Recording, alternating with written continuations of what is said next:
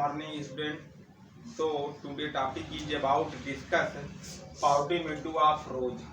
आज की जो टॉपिक है पाउडरी मिल्ड्यू, जितने भी ऑर्नामेंटल प्लांट हैं, सजावटी पौधे हैं या फिर आपके फ्लावरिंग वाले प्लांट हैं, उसके ऊपर भी पाउडरी मिल्ड्यू का इन्फेक्शन बड़े पैमाने पर होता है। तो आज हम रोज पे चर्चा करेंगे जो गुलाब है, गुलाब के ऊपर पाउडरी मिल्ड्यू डिजीज का इन्फेक्शन कैसे होता है।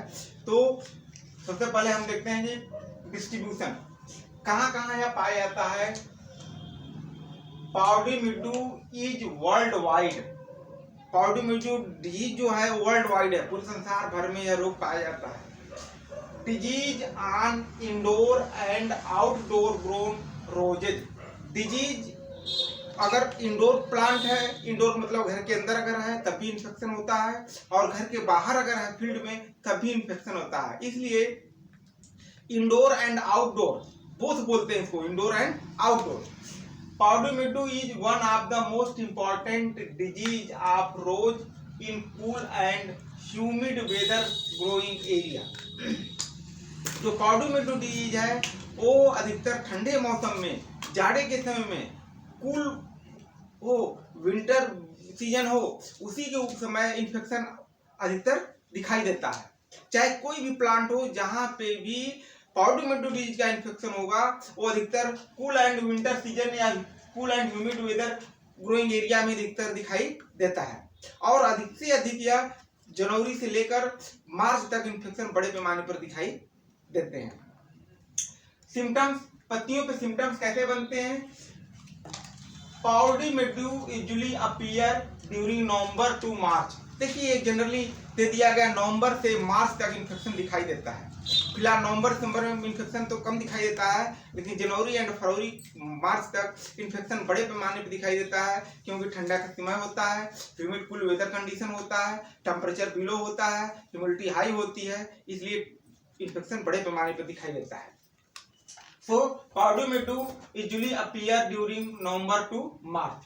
White flowery patch appear on all aerial part of plant, but more common on lower surface of leaves. अधिकतर पत्तियों के लोअर सरफेस पे, निचली पत्तियों से इन्फेक्शन शुरू होता है, और देखते देखते पूरी क्रॉप आपकी सफेद व्हाइट कलर में दिखाई देने लगती है। क्यों? क्योंकि अधिकतर सॉइल से इन्फेक्शन का शुरू होता है, और primary infection take place by soil and secondary infection by air होता है।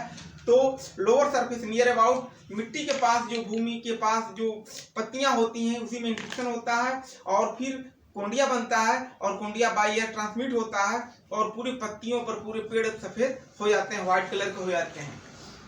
उसी को है कि common in lower surface of leaf. Badly infected floral part become discoloured, dwarf and bright. बाद में यह पत्तियां खराब हो जाती हैं, फ्लावर खराब हो जाता है और टूट कर गिर जाता है, या प्लांट एक्सपायर कर जाता है, ड्राई कर जाता है। तो हमने देखते हैं कि जो इन्फेक्शन होता है नियर अबाउट सॉइल लाइन के पास जो पत्तियां होती हैं उसी के ऊपर बड़े पैमाने पर white patch lower surface of leaf में दिखाई देते हैं। सिस्टमैटिक पोजीशन किस सब डिवीजन का फंगस है। Kingdom fungi, phylum Ascomycota, class Leotiomycetes, order Erysiphales, family Erysiphaceae, genus Podosphaera, species pannosa. जो काजल ऑर्गेनिज्म इसका है पोडोस्पोरा पैनोसा और सेप्लोथिसिया पैनोसा, राइट। सेप्लोथिसिया पैनोसा और पोडोस्पोरा पैनोसा किस सब डिवीजन का फंगस है। सब डिवीजन एस्कोमाइकोटिना का फंगस है।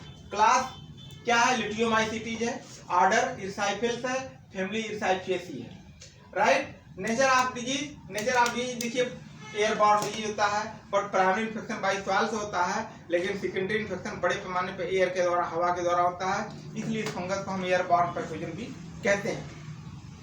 Nature of disease airborne, nature of pathogen obligate parasite. Obligate parasite grow on only living organism but not grow in artificial or culture media. grow on only living organism, हमेशा जीवित पदार्थ पे या जीवित plant के ऊपर fungus आते हैं, कभी डेड ऑर्गेनिज्म पे पाउडरी मिल्ड्यू दिखाई नहीं देता। इसलिए इस तरह के प्लांट को हम ऑब्लिगेट पैरासाइट प्लांट कहते हैं, राइट। एटियोलॉजी देखिए सब डिवीजन एस्कोमाइकोना का फंगस है, इसलिए हमने 60 में यहाँ लिखा है कि माइसीलियम सेप्टेड ब्रांचेज इंटरसेलुलर और intracellular, conidiophore unbranched, conidia in chain, sexual reproduction, antheridium and ascogonium, cleistothecia, ascus and ascospore. ये सब इटियोलॉजी में लिखा जाएगा। क्यों? क्योंकि a large number of nucleus, considerable amount of cytoplasm, Golgi body contain are coniophore. Coniophore unbranched. Condia are formed at the tips of coniophore. Condia arrangement in basipital chain. Each condium is a barrel shape or egg shape. Mature condia drop and disseminated by air and infected a new plant. Sexual reproduction contact between Anthrodium and Escogonium. Anthrodium is a male sex organ while Escogonium is a female. Male organ a club shape structure while female are globes type. Both organs come close contact to by trichogyne. Trichogyne is a fertilization, one type of fertilization tube. By fertilization tube, by trichogyne, male nucleus migrate in Escogonium. Both nucleus pair and circulate in Escogonium and formation of escogenous hypha. Whole structure is converted in Clistothecium. Whole structure is converted into Clistothecium. Clistothecium is a hard resting body without natural opening, black in color and sometime provided appendage. कुछ समय के बाद इसमें appendage बनते हैं। इन cleistothecium wall is parenchymatous cell. Cell wall is consist of parenchymatous cell. Clistothecia mature, then wall burst and ascus are liberated. Each ascus produce many ascospore, minimum 2 and maximum 8.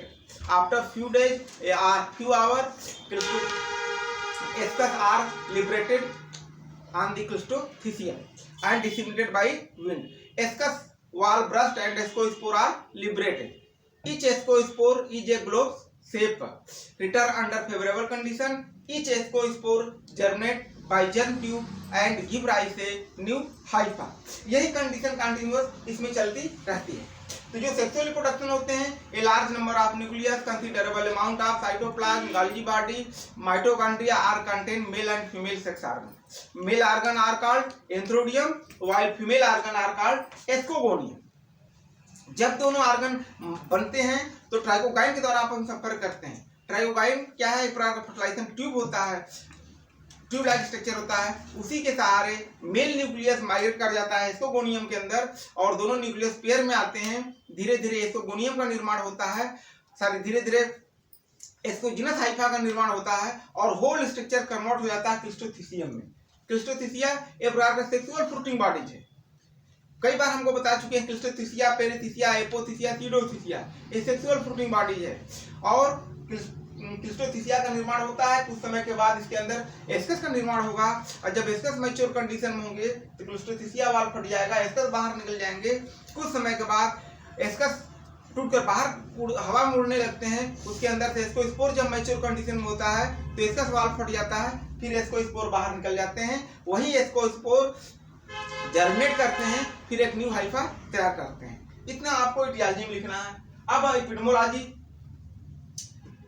Ascospore survive during winter in season. Ascospore अधिकतर कहाँ survive करते हैं? During winter season में survive करते हैं. Maximum powdery mildew is observed in cool and humid weather weather condition month of January to March.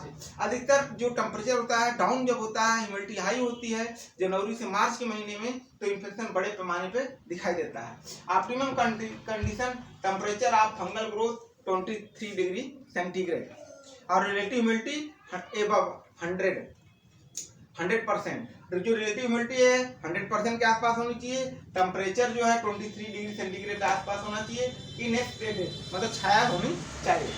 Temperature between 16 to 27 degree centigrade के आसपास लिखा जाता है. उसमें से minimum 16 and maximum 27 degree centigrade. बीच में टेम्परेचर घटते बढ़ते रहते हैं, लेकिन आकाश में बादल छाए हों, हल्का फुल्का बदली का भी मौसम हो तब भी इन्फेक्शन बड़े पैमाने पे दिखाई देते हैं।